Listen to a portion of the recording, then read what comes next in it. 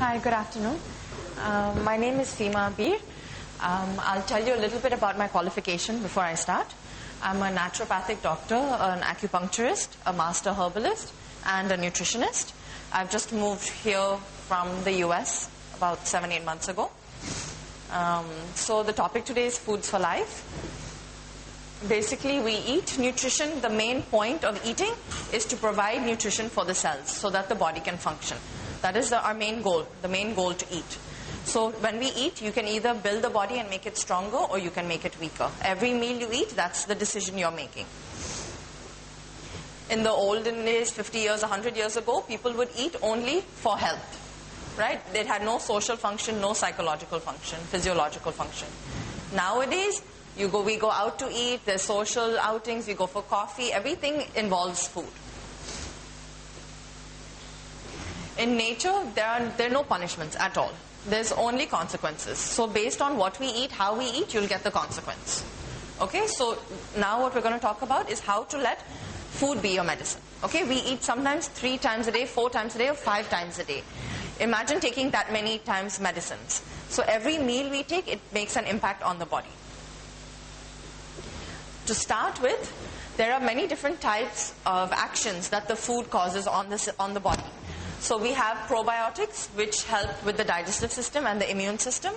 We have enzymes, essential fatty acids, antioxidants, proteins, antibiotics, anti-inflammatories, detoxifiers, and vitamins and minerals.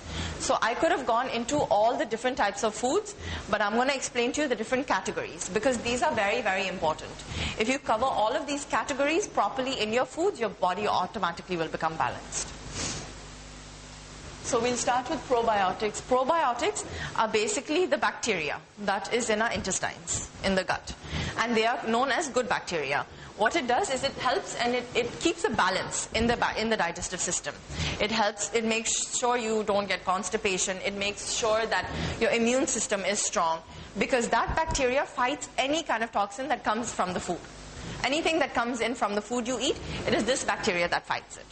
These are the 2 main bacteria, lactobacillus and bifidobacterium. These are the 2 main ones. If you take pills or anything, these are the 2 that you'll see in the ingredients. Usually, the tablets will come with only these 2. But these bacteria need food.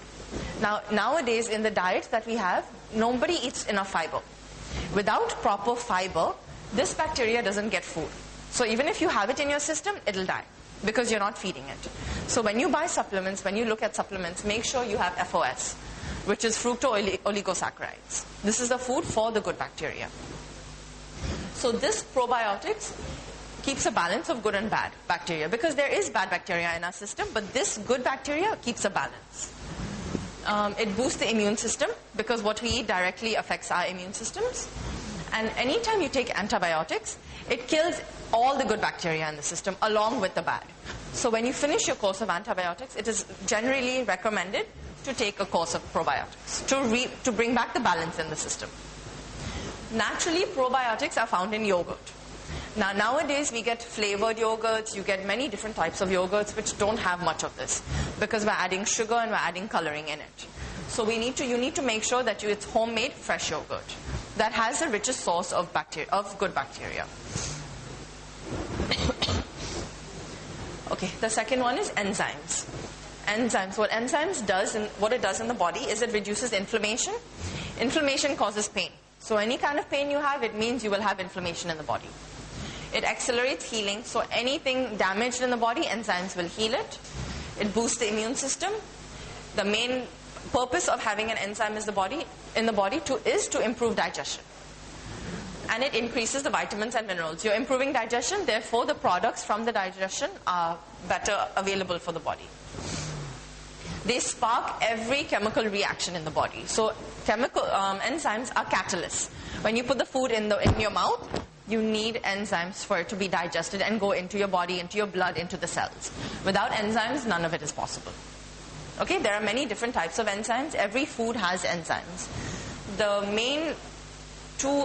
2 main ones that most people know about are the enzymes from papaya, which is called papain, and from pineapple, which is called bromelain. Now these 2, when you eat them on an empty stomach, will help with inflammation and healing. because the enzymes will go straight to where it's needed in the body. If you're going to eat it with other fruits, other foods, it goes to help digestion. Okay? You can get enzyme supplements, which you can get either plain papaya supplements, which is papain, either plain bromelain, or you can get the separate enzymes, which are enzymes that will digest fat and protein and carbohydrates. So it's better if you get a combined supplement so that it goes towards each body, each food supplement, food product. Essential fatty acids are the next type of product that the body needs. Essential means that the body is not able to make it. So if you don't eat it, your body is deficient. There's nothing else that the body can do. You're not providing it, and it is essential means it needs it, okay? It needs it to boost the immune system. It is very important. It helps with inflammation. It reduces arthritis. This helps a lot with any arthritis pain. And it is known to help with the brain and the heart. Any mental ability and heart disease, stroke, anything. It helps to strengthen the heart muscle. And any brain activity, it helps with the neurotransmitters. It helps them to function properly. Essential fatty acids are available from, these are the good fats. So you have good fats and bad fats. Bad fats come from the fatty foods that we eat. Any oil that's overly heated. You have margarine, which is not good. You have a lot of different types of oils. So those are not counted in this. These are the good oils. These come from avocados. You have any kind of nuts, seeds, olive oil, fish. Any kind of fish is the best source. Flax seeds are very, very good. And what is important is you'll hear omega-369. So these are the essential fatty acids. We get omega-6 every day, all the time. Any kind of fat that you're having is omega-6. But what happens now is omega-6 and omega-3 fight for reception in the body.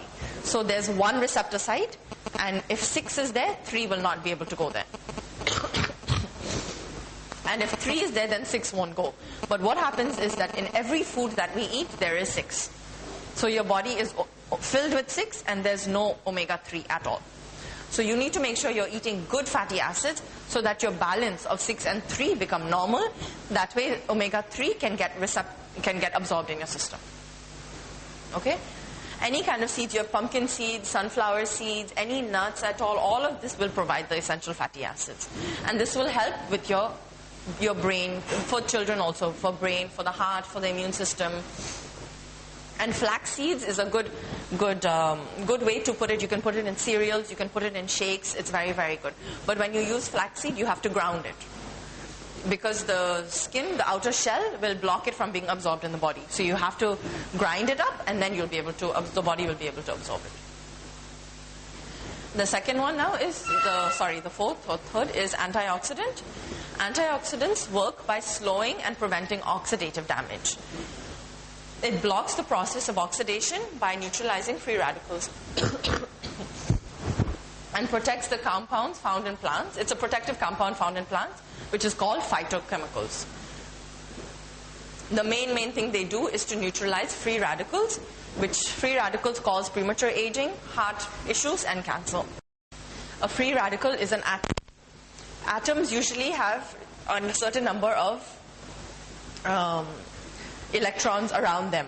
You'll have 12, which makes it a complete atom. If 1 is missing or 2 are missing, it becomes a free radical. And that missing electron will go and damage all other tissues and cells, because it's missing those 2, so it acts erratically. And then goes and it'll affect brain and heart tissue. So what happens is you need antioxidants which will balance this and get rid of the damage that the free radicals cause. But what happens is, when antioxidants are taken, they are being used up. So you can't say, I'm taking one antioxidant on Monday and I'm not going to take it for the whole week, because it gets used up and it cannot be reused.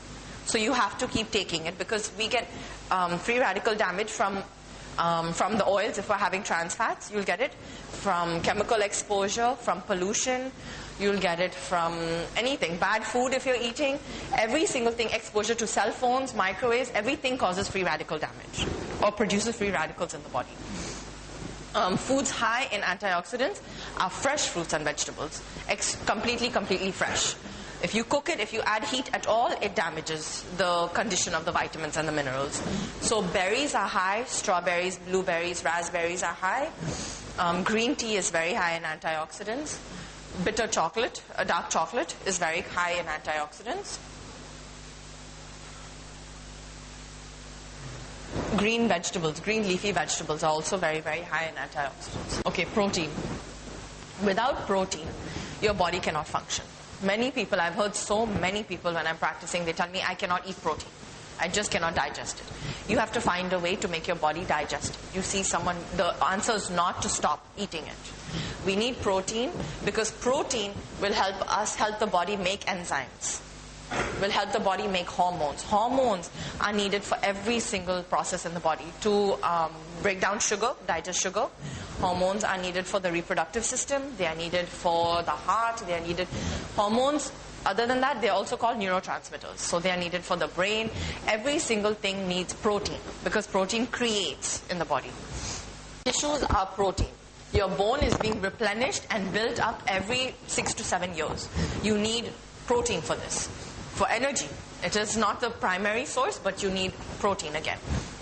Now we get protein from all meats, dairy, nuts and legumes. These are the main sources of protein that you get.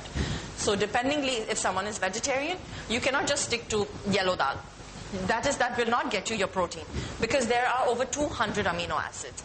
If you have 199 amino acids in your body and you're missing one, those 199 go to waste because you're making a chain of amino acids. If one link is missing, the chain cannot be made. So when you're eating protein, you have to mix it up.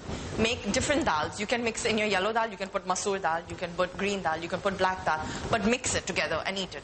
Because one dal is not complete. So it doesn't have all the amino acids you need.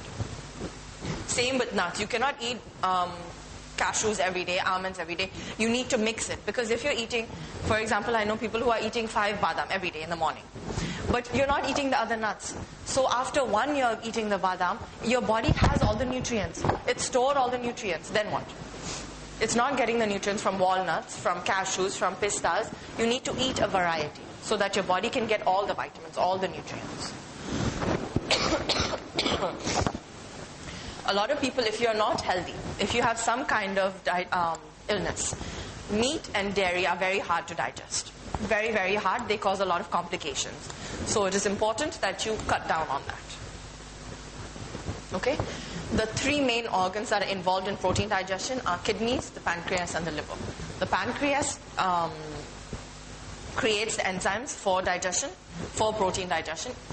The liver is a main source, and the kidneys excrete anything extra. So you have those weight builders who will have protein in every meal. If the protein is excess, the kidney has to excrete it. So you're putting a burden on the kidneys. So when you eat, you have to eat a balanced meal. You eat proteins that are easier for the body to digest, like legumes, like the dals and the nuts. That's easier, and you should not overdo anything either. So it is important to eat protein. It is very, very important, but you need to be balanced. Another thing that will give you proteins are the grains. You'll have buckwheat, amaranth, rye, all the grains have protein. So it's good not to stick to wheat only, but you have other grains also. Because too much of wheat is not good also in the body. And wheat doesn't have that much protein. Antibiotics. With all the junk food that we eat, your body needs antibiotics. It is very important. I included this because a lot of people will get sick and they don't know what to do. If you get sick, you can take vitamins. Vitamin C will boost your immune system. You can take vitamin E. All of these will help. But you will need to kill the bacteria that is present in your system. Garlic is famous. It is known since Hippocrates, since the early ages of medicine. It will kill any kind of bacteria present.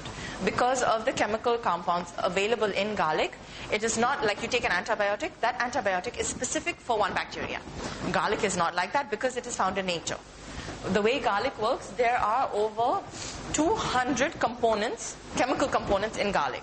Garlic works because it's the synergistic working of those 200 components. So in a lab, you can pull out one and it'll never work how garlic works. So anytime you're feeling sick, you're coming down with a cold, you're coming down with any kind of infection, chop up some garlic and swallow it.